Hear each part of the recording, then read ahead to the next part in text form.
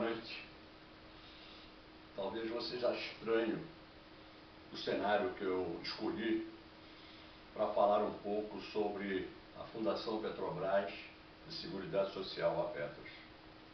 É que falar esse nome, no dia de hoje, apesar de respeitar ela como instituição, ou melhor, respeitá-la como instituição, como está na mão de administradores que não têm o mínimo sentimento de respeito, me causa náuseas. E para quem sente náuseas, nada melhor do que estar no lugar apropriado.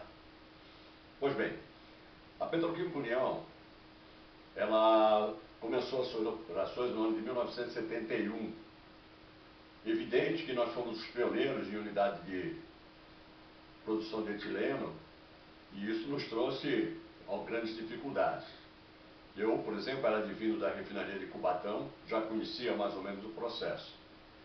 Mas nós tivemos o comando de americanos e outros estrangeiros e tal, que nos causavam muita preocupação.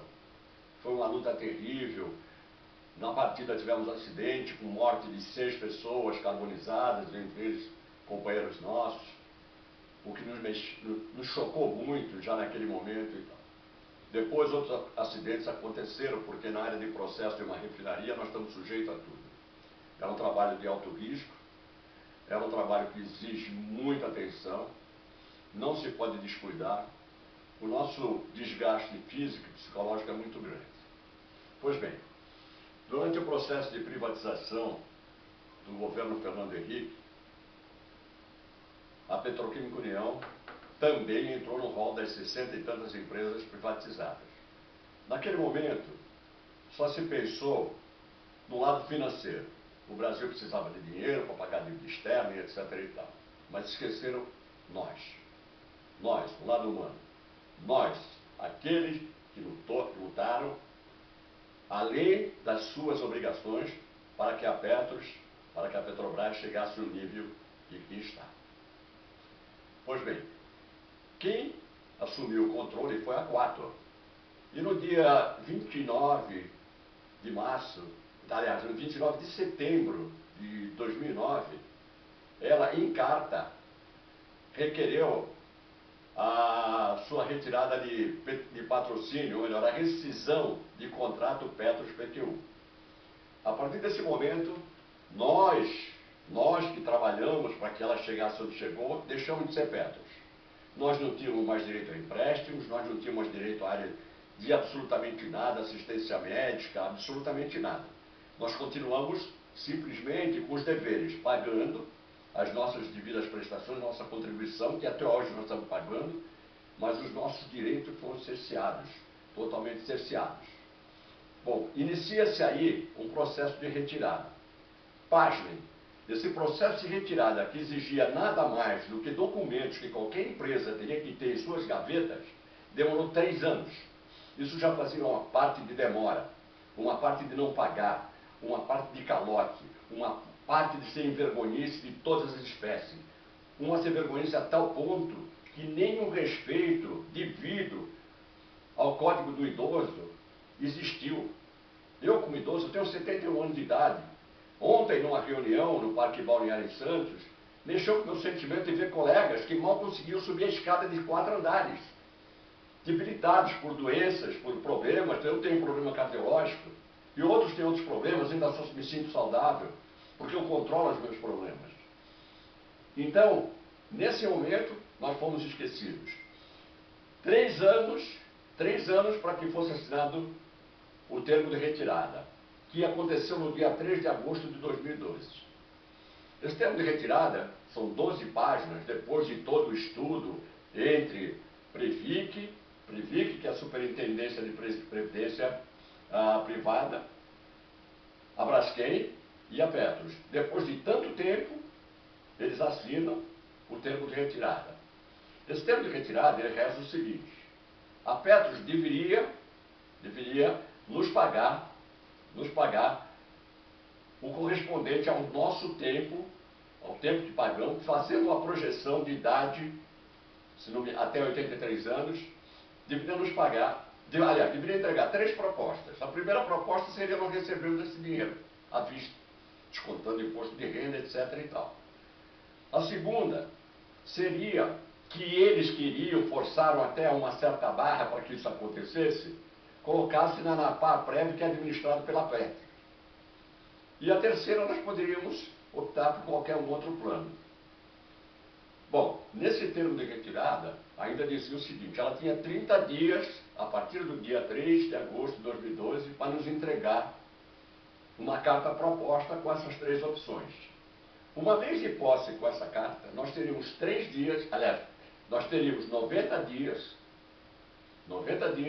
para escolhermos qual a melhor opção. Cada um vê o que é interessante.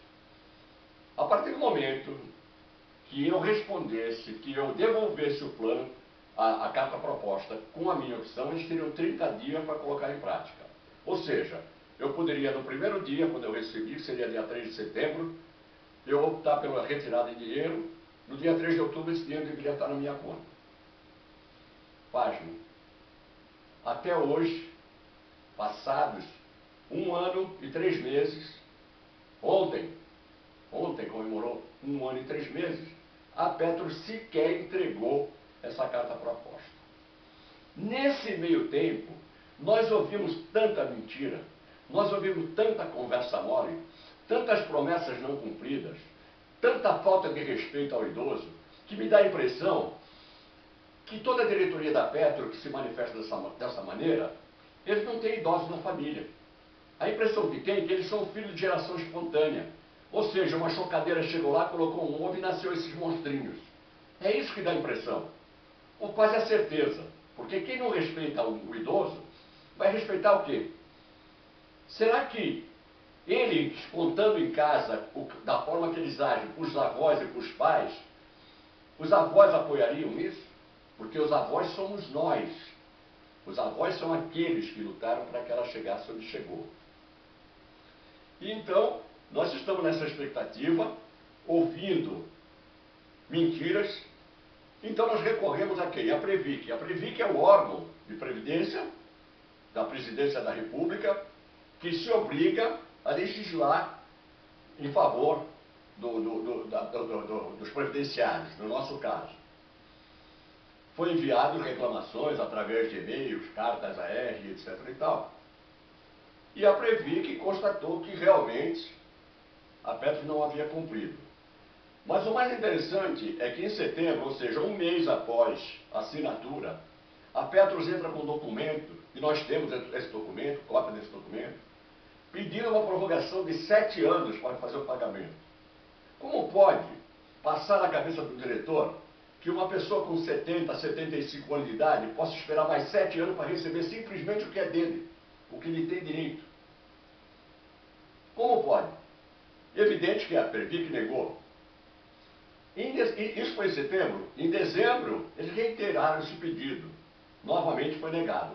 Mas o mais absurdo é que entre setembro e entre dezembro, em novembro, eles mandam uma correspondência para nós, ex-Petro, dizendo que, devido aos bons resultados financeiros e etc. e tal, que eles iriam nos pagar de imediato.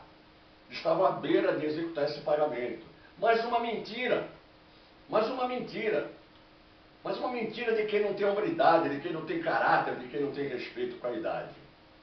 E essa mentira deles nos está trazendo até o momento de hoje, com toda a revolta, sabe, com toda a decepção. Alguns amigos até já morreram durante esse período. Não conseguiram levar até o final a luta. Mas eu estou aqui para lutar. E mais outros companheiros estarão aqui para lutar. É como diz a música do Chico Buarque de Holanda. Quando o muro separa, uma ponte une. E de repente, olha eu de novo, perturbando a paz, perturbando o povo. E isso nós vamos fazer. Não esqueçam, senhores diretores, porque esse mau caratismo nós não vamos aceitar. E nisso eu incluo a Braskem, e nisso eu incluo a Previc. Porque a Previc, em março, mandou uma carta dizendo que a Petro não tinha cumprido o compromisso, mas nada fez, não instalou um termo de ajustamento de conduta, não fez absolutamente nada. Porque ela, a mesma diretoria da Petro, a mesma diretoria da Previc, são escolhidas pelo mesmo partido político. E eu não quero falar em política agora. Eu quero falar de nossos direitos. E onde está a Braskem? Porque a Petros, quando ela alega falta de liquidez e pede uma prorrogação de 7 anos, ela, nesse momento, deveria mandar uma carta para a Previc, porque nesse termo de retirada, no parágrafo 6.2, diz que a patrocinadora, no caso a Braskem, ela tem que assumir no caso de falta de liquidez. Finalizando, toda essa luta, todo esse desgaste, e nada. Ontem nós tivemos uma reunião, nós distribuímos um panfleto, e esse panfleto vai entrar em rede nacional. Nós fizemos só 5 mil, mas vamos fazer 50 mil. Os petroleiros têm que saber que eles têm que ter cuidado, porque amanhã eles poderão estar na mesma situação nossa. E aqui eu também tracei o perfil do presidente da Petros. O presidente da Petros diz aqui, na Folha de São Paulo, no dia 7 de setembro de 2012, ex-secretário de Marta é condenado por improbidade administrativa, de São Paulo. O presidente da Petros, Fundo de Pensão da Petrobras, Luiz Carlos Fernandes Afonso, o IFF, Instituto Florestan Fernandes, ONG vinculada ao PT e à FUNEP, Fundação Federal de Minas, foram condenados a pagar R$1,5 milhão em razão de um contrato sem licitação firmado na gestão de Marta Suplicy, entre parentes PT, na Prefeitura de São Paulo, no ano de 2003. Afonso, que era secretário de Finanças, foi condenado por improbidade e perdeu seus direitos políticos por 5 anos. O contrato de 1,2 milhões à época foi com a FUNEP, mas o IFF foi subcontratado. Segundo a sentença do judicial, a FUNEP pagou pedágio ao IFF, que é do presidente da Petros, para atuar na prefeitura. Vou recorrer à decisão e tenho certeza que ela será modificada, disse Afonso. A FUNEP também vai recorrer e Marta não se manifestou. Portanto, companheiro, nós estamos na mão de um condenado. Aqui, olha, nós estamos na mão de um condenado. E uma empresa que tem no seu comando um condenado, infelizmente eu tenho que dizer, apesar de que considerar a Petros uma senhora instituição, mas uma empresa sob o comando do condenado é uma empresa condenada. Obrigado.